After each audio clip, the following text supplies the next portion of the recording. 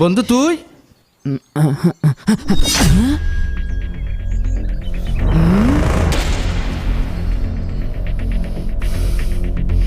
চাচা আপনি? হ্যাঁ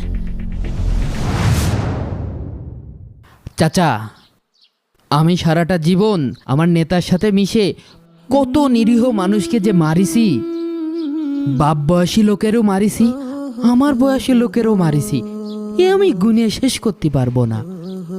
কয়েকদিন আগে একটা দুর্ঘটনায় আমার একটা হাত উড়ে গেছে।